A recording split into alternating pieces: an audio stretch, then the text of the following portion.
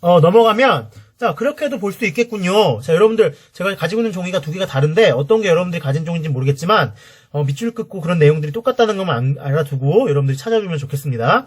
자, 그렇게도 볼 수 있겠군요. 자, 왜냐 선생님은 상대방의 입장이나 이런 거를 딱 피드백을 해주죠. 그리고 또 질문을 합니다. 돈을 남겨두거나 쓰지 않았을까요? 왜? 돈의 힘을 아는 사람이 왜 돈을 남겨두거나 쓰지 않았나, 아내를 위해서? 자, 이런 것도 질문하면서 아이들의 생각을 이끕니다. 그 내용들은 여러분들이 이해할 수 있을 거라고 믿습니다. 그런데 쭉 가운데 가다가 허생에 대해서 막 충분히 논의를 못하겠다. 허생이 왜 그랬을까를 말하다가 윤수가 얘기합니다. 이건 윤수의 말이죠. 자, 윤수가 얘기합니다. 선비가 돈을 벌려고만 그랬다고 하니까 허생을 겁다르고 가짜 선비로 만들었다. 이런 거에 아이들은 웃었지만 좋은 지적이라고 말을 하고 계속하라고 이끌어주죠. 이것도 토론을 잘 이끌어주는 우리 외냐 선생님의 입장을 얘기하는 겁니다. 자, 쭉 전개되다가, 자, 이 부분이 다 토론의 내용들입니다. 허생은 돈을 벌어서 이 부분 다 토론의 내용들이죠. 자, 허생은 돈을 벌어서 가난한 이들 도와주려고 과일과 말총을 사모았다. 이거 누가 한 겁니까? 동철이가 한 거죠. 그리고, 근데 요거는 제 생각은 책에 허생은 재물 때문에 정신을 괴롭히지 않는다. 허생은 정신이 더 우선적인 사람이다. 라고 하니까, 우리 외냐 선생님이 새로운 주장이 나왔군요 하고 정리를 해줍니다. 그죠? 자, 밑에 내려와서 양반들을 혼내주었다 이런 내용들이 나오는데 이거는 또 외냐 선생님은 비판했다라는 걸로 잘 조정해주죠. 토론을 아주 잘 이끌면서 애들에게 자기 해석을 잘 말하게끔 독려하고 응원하고 있습니다. 자, 다음 장으로 넘어갈까요? 다음 쪽으로 넘어가면 이제 우리 소설에 대해서 선생님이 또 얘기를 해줍니다. 소설을 이루고 있는 말 속에 또 말이 있다라고 얘기를 하고 있죠. 소설을 해석하는 방법, 소설을 읽는 방법은 정해진 게 아니라 각자의 그 말 속에 있는 뜻을 더 깊이 있게 파악하고 자기 관점으로 읽을 수 있어야 된다. 그게 바로 읽어낸다라는 표현이고, 그가 주체가 뭡니까? 독자가 읽어넣는다. 자기 관점에서 이 인물들을 판단할 수 있는 거죠. 우리 이단원의 능동적 읽기와 주체적 해석에 가장 알맞는 수업을 외냐 선생님이 학생들과 하고 있는 거죠. 자, 그래서 이 부분은 전부 다 주체적 해석에 관한 주체적 해석.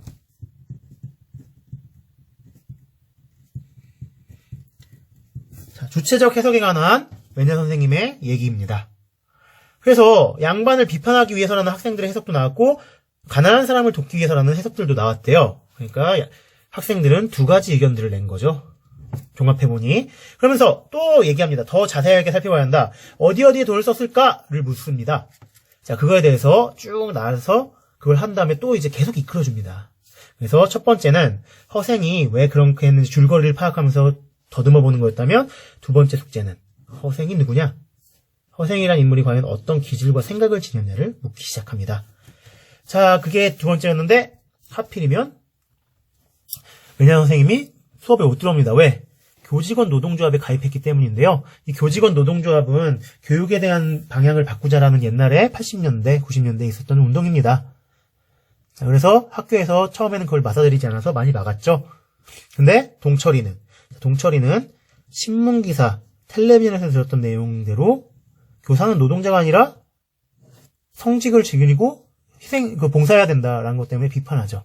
근데 용준이는 정신노동과 육체노동이 두 가지를 이야기하면서 정신노동도 노동자니까 이런 데 하는 거 맞다라고 하고 있죠. 경석이는 아버지의 말을 언급하며 외냐 선생을 비난합니다. 윤수는 여기에 끼진 않았지만 나에게 왜 애들 앞에서 외냐 선생 편을 못 드느냐라고 합니다. 그러니까 윤수와 나는 외냐 선생의 편이 되는 쪽이겠죠. 자, 넘어가서 밑에 가면 7월 11일 날에는 허생전 둘째 시간입니다. 마침내 허생전 시간이 왔죠. 흥분과 긴장의 연속. 자, 이거 긍정적인 표현이네. 그치? 나는 긍정적입니다. 자, 외냐 선생님이 들어오자마자 또 왜냐 하면서 묻습니다. 또 아이들은 키득키득 웃죠. 그러면서 우리는 이제 외냐 선생님의 중심적인 말을 하나 볼 수 있죠. 여기 있습니다. 우리는 각자 자기 마음대로 걷고 있는 것처럼 여기지만 실은 닦여진 거. 우리 기성세대의 길. 그쵸? 이미 주어진 길. 가고 있다. 우리는 때로 그 길이 어디인지를 근데 살펴보고 필요하다면 새 길. 개혁해야 되는 거죠. 그리고 변화죠. 변화. 개혁과 변화가 필요하면 그렇게 해야 된다고 하고 있습니다. 자, 이걸 봤을 때 우리는 은혜 선생님이 굉장히 실천적인 사고를 하고 있다고 알 수 있죠. 자, 넘어가겠습니다. 자, 다음 장은 허생전에 나와 있는 것들을 우리가 체크만 하고 있기 때문에 자, 봅시다. 그래서 쭉 배웁니다. 그러면서 이런 부분이 정리가 되죠. 돈이 문제다. 그죠? 그리고 또 허생은 어떤 것이냐? 뭘 중요시했느냐라고 했을 때 어디 부분입니까? 네. 그쵸. 이런 것들을, 이런 부분들을 다 토론으로 여러분들이 볼 수 있으면 좋겠습니다. 특히 이런 부분은 허생은 돈을 벌어 가난한 백성을 하기 위해 썼는데, 수단으로 중요시했다는 거지? 돈이 목적이 아니라 수단이다, 수단. 돈은 목적이 아니라 수단. 자, 그러면서 쭉 토론을 내리면서 경석이도 좋은 질문을 해요. 허생은 선비인데 선비가 장사를 해도 됩니까?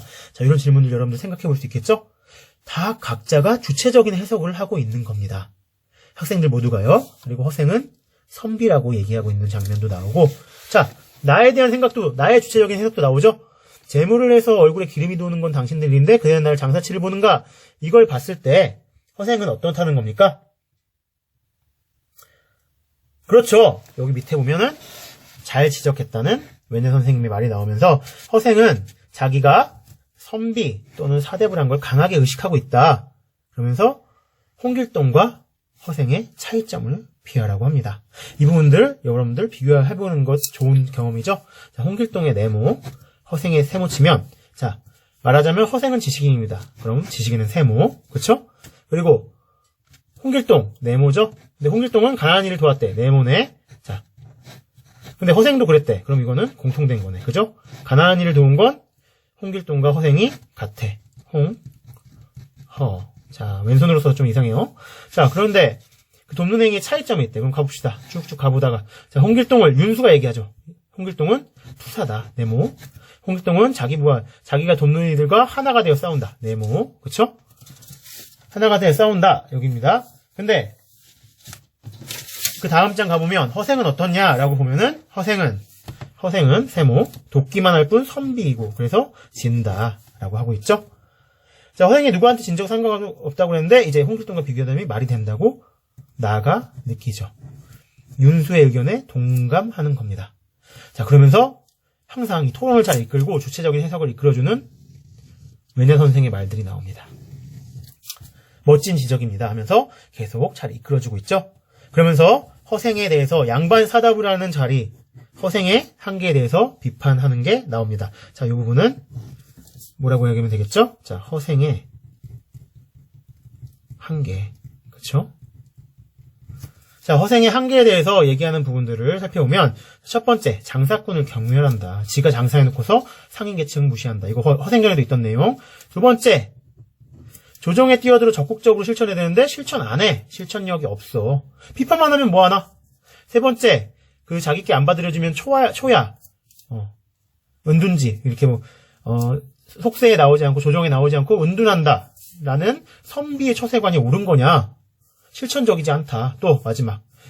홍길동처럼 하나가 되어 같이 싸우지 않고 그냥 벤섬에 만들어주고 나와버리죠. 하나가 되어 책임지지 않아. 그들이 어떻게 되든 이제 끝이야. 자, 그러면서 우리는 외년 선생님이 하고자 하는 이 부분이 바로 비판의 중점이죠. 이 점이 허생의 한계다. 박지원의 한계다. 당지사회를 비판은 하고 있어. 좋아. 하지만 바로잡으려고 적극적으로 노력은 안 했어. 비판은 하고 있어. 노력은 안 했어. 양반계층의 생각, 사대부의 생각이야. 그게 선비이기 때문이지. 자, 그랬을 때 동철이가 얘기합니다. 어른들의 사고를 가지고 있다고 했죠. TV나 그런 것들에. 선입견 아니에요? 그거 선생님? 이것도 주체적인 생각이죠. 그런 거에 대해서 외년 선생이 욕하냐? 아닙니다. 외년 선생 여기 보세요. 여기 쳐준 거. 여기를 보면은 외년 선생은 어떻게 하고 있어요? 자, 그럼 나름대로 해석해봐요. 허생은 왜 어디론가 가버렸냐? 동철이의 비판을 인정하고 수용합니다. 동철이의 인정, 수용합니다. 그쵸? 그리고 또 밑에 나가서 또 동철이가 인정, 수용하면서 밑에는 또 동철이의 얘기를 또 듣고 또 다른 얘기를 하고죠. 그러면서 이렇게 얘기합니다. 동철이가 얘기한 걸 듣고 탁 와서 이렇게 얘기하죠. 말은 실체가 아니라 도구다. 그래서 여러 가지 의미를 지닐 수 있다. 자, 어떤 의미에서 보면은 이완대장도 영웅일 수 있어. 어떤 누구에게서 보면은 사대부 그리고 의리와 명분을 지킨 걸 중시한다면, 그쵸? 그런데 아까 내가 허생이 영웅이 아니라고 할 때 영웅은 하면서 더 하려고 그러는데 복도에 있던 두 사람, 교감과 감시자가 들어오죠. 그리고 교단에서 밖에 내려올 수밖에 없었습니다.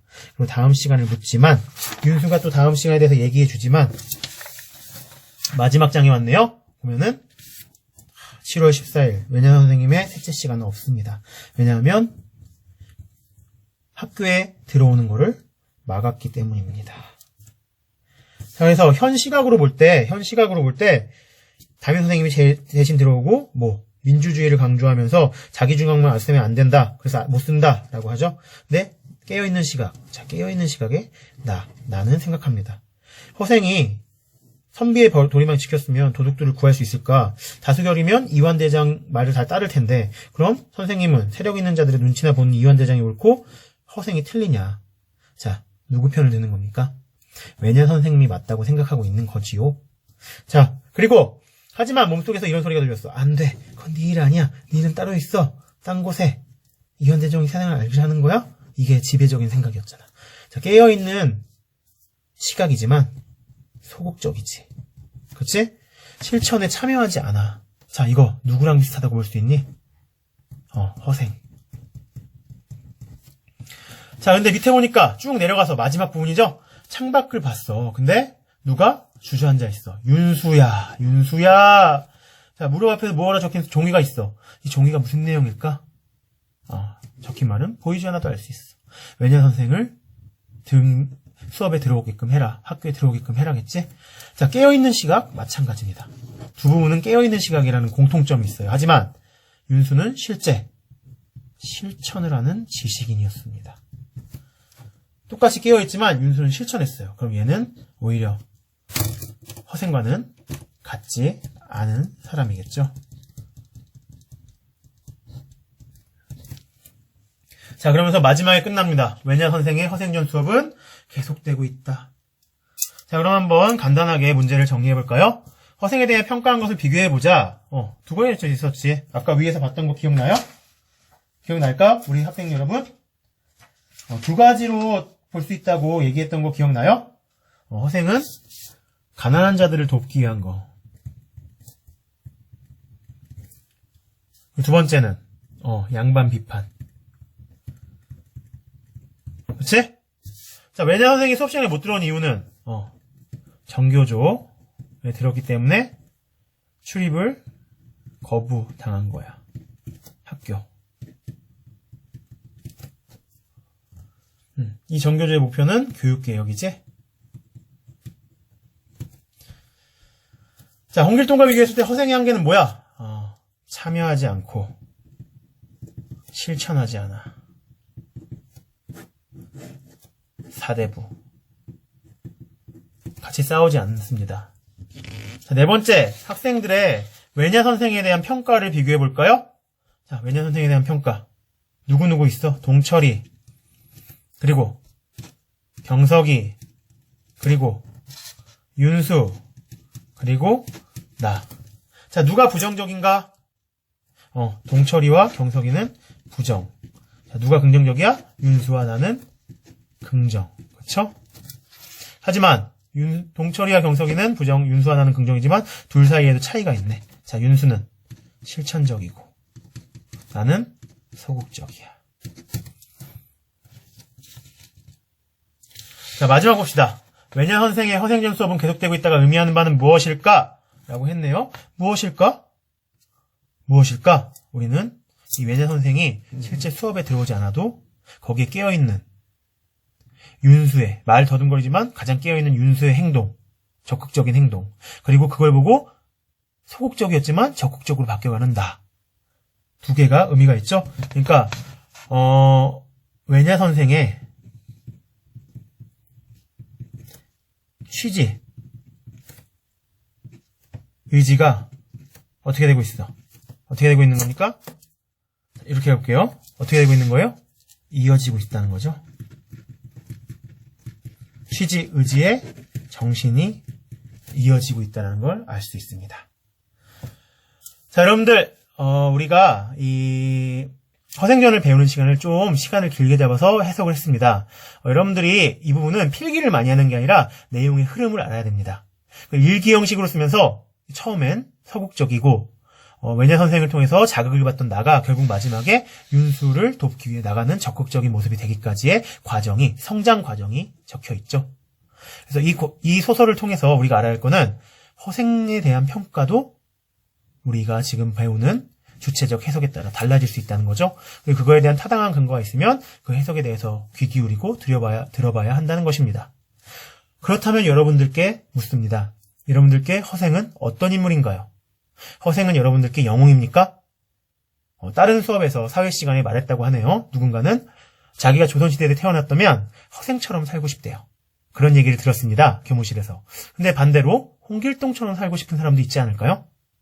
자, 여러분들께 허생은 어떤 사람입니까? 그리고 홍길동은 어떤 사람입니까? 둘은 뭐가 갖고 달랐을까요? 당신이라면 어떤 사람이 되고 싶습니까? 허생은 옳은 인물일까요? 허생은 나쁜 인물일까요? 허생은 어떤 사람일까요?